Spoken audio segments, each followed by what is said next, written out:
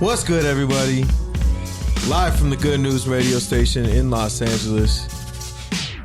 It's your favorite half of Touchdowns with Tangents. PD Camarillo here, live from the Good News radio station, Sports Edition in Hawthorne, California. Usual spot for NFL takes, topical tangents. Shout out to the Good News Network. Shout out to the X Squad affiliates. Shout out to FBC Radio. Shout out to all you listeners who fuck with us. Shout out to your favorite podcast app where you can also find this extraordinary audio experience. With that said, we got another interesting week this week. Last week, I called in remotely and Kenny was in the studio. This week, we switch it up. We just want to keep things consistent and also err on the side of caution in terms of this whole COVID-19 thing that's going on right now. And just practicing social distancing, thus the half remote show. So in a few minutes, you'll hear from a man who needs no introduction. My other half, the co-host, the co-founder, co-producer, co-everything of this show, Kenneth Frank James Berry, Lawndale's finest, will call in a few minutes, and we're going to get into all the NFL takes and free agency. With that said, we always like to start off the show with the round robin, a open forum, a what do you got to talk about situation. And today I just want to start off by shouting out KB. First of all, man, shout out to him for getting the episode done last week.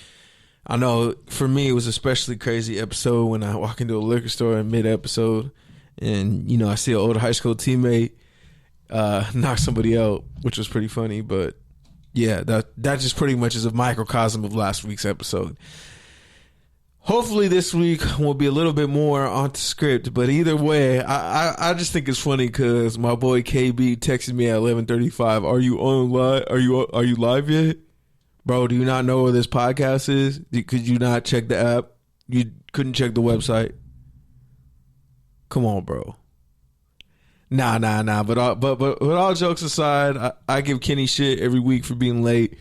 This week I was on Kenny time, and part of that reason, of course, with this whole COVID-19, a lot of kids are not in school. So my brothers and sisters got an extended spring break. They wanted to spend it with me and my cousin at our place.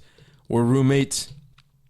So they pulled up. It's been a real interesting week, playing dad, babysitter, whatever you want to call it. Just being a big brother, having them around all day, nonstop, 24/7 is both relieving and also exhausting. So I had to stop, get myself a tea on the way into the studio today. Part of the reason why I was late was also trying to troubleshoot a hard drive, which is not connecting for whatever reason. So if anybody has any tech wizards in their family or some knowledge on how to make a My Passport external hard drive connect to a computer and or Xbox One, hit my DMs at PDC on Instagram or at PCertified on Twitter. But yeah, man, so it's been a real interesting week in my neck of the woods. You know, in addition to basically working full remote, and also being around them, I've also been doing my writing thing for Clutch Points, you know, obviously being here, doing show prep, tweeting TDs_tangents, Instagramming TDs_tangents. We had a couple of polls from the past few weeks, which I'll break down a little bit later. But yeah, hold on, I'm still waiting for Kenny to call in. But yeah, man, so with that, the topic of the week, the big topic of today of the week, the NFL draft is going to go on as scheduled. That's right, April 24th, I believe it is. The NFL draft will go on as scheduled.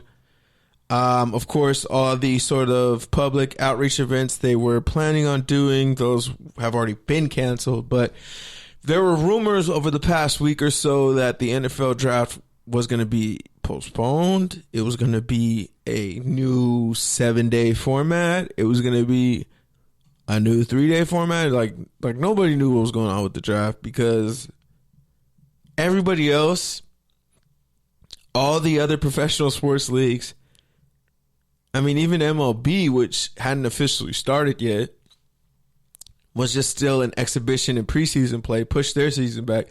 But so far, the NFL is trying to fight the wave and try to keep things going as business as usual. Now, on one side, you have the people who are saying, well, we need more time. We can't have these guys flying for private workouts. We can't meet with them. We need more time. We need to push the draft back.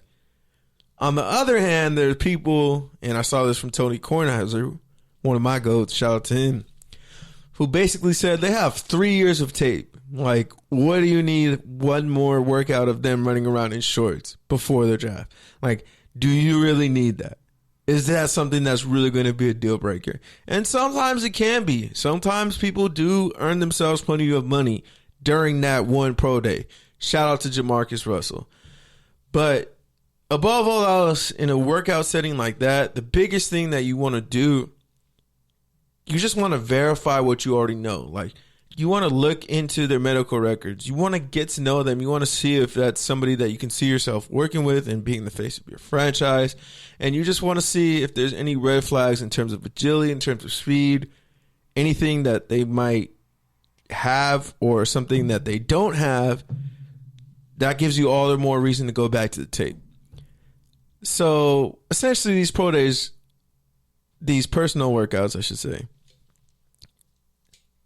they don't matter a ton, but they do matter in terms of the fine tuning, the picking between, splitting hairs. There you go. That's what I was looking for. Shout out to Kenny not being here because he knows I always mince my words. But yeah, man, the splitting hairs, bringing in two guys side by side, same position, just really getting that firsthand view and getting to meet them and determining which one you're more willing to build around. So you had that side of it, which was like, yo, we need these workouts. Like, we need to push this whole thing back. We need more time. Like, we pulled our scouts off the road. Like, we need more time. Then the other side of it, like I said, were people saying, you already have all this tape. This process has already been going. You can do the whole meet and greet thing on Zoom or on a conference call or whatever the case, just like 90% of the world is doing right now. Like, you can figure it out, NFL. Like, you can do without the flights and without the in-person visits. Like, there's plenty of access to these athletes before this whole process came out. The Combine, at the Senior Bowl, at the All-Star games, throughout the college year.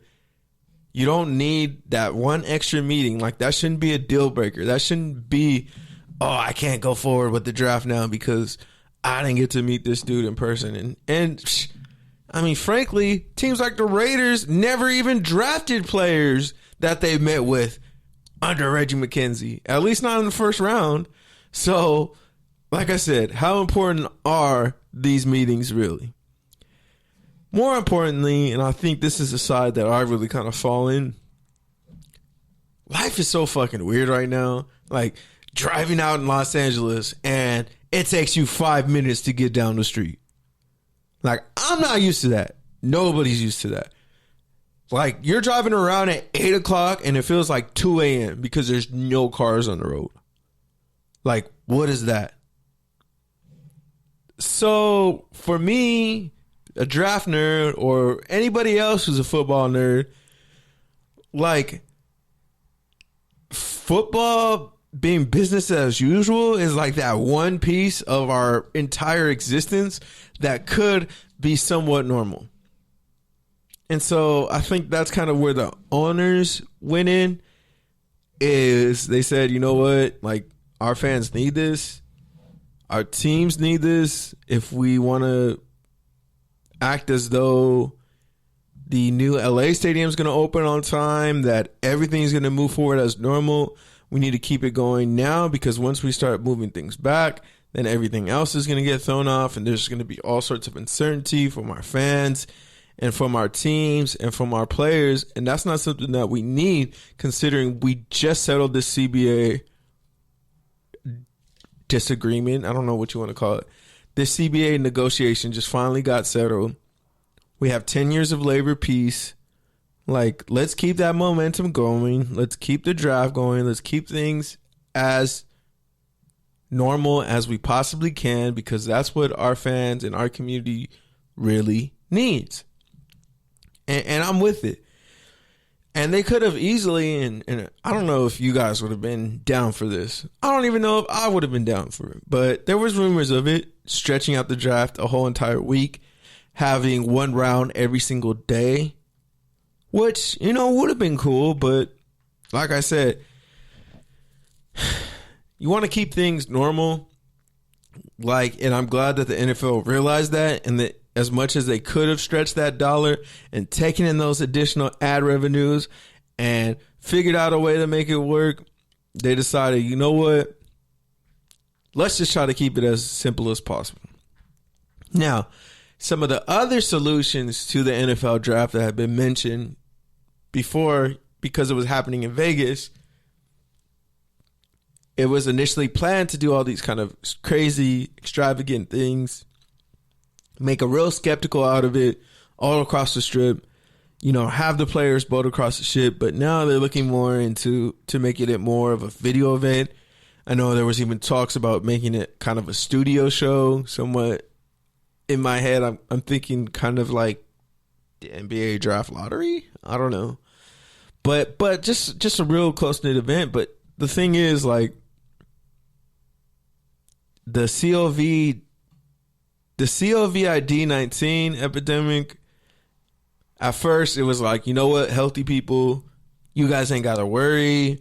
Like, you guys are chill. Like, it's mainly the old and the young. But notice how the people most at risk, they were saying were first 65 and, well, first they were saying people with the pre-existing condition. Then they were saying people 65 and over. And I heard today 50 and over. And then I heard another stat, 18 to 40 have been one of the highest surging demographics, because those are the people that are still going out. So I don't know what to believe, but what I do know is that nobody is really immune to it yet. And the people that are immune to it, we don't know, and we don't know why. So everybody's erring on the side of caution, and the NFL should do the same.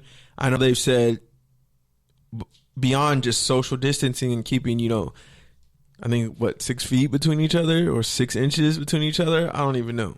But keeping a reasonable amount of distance from each other. They've also said don't congregate in groups more than 10, more than 5. Some stores and restaurants are only letting 5 people in. So this idea that the NFL, even in a premium, you know, closed access sort of event of just these 32 teams, and, you know, the first rounders, even, you're talking about bringing together teams, you know, a handful of guys from each team, which is probably going to be a bunch of dudes over 50, along with a bunch of socialite athletes, and we're just going to pretend like the virus couldn't potentially spread and then essentially wipe out your whole rookie class. Like, I'm not saying that is what would happen, but why would you even put yourself in that situation? So that's why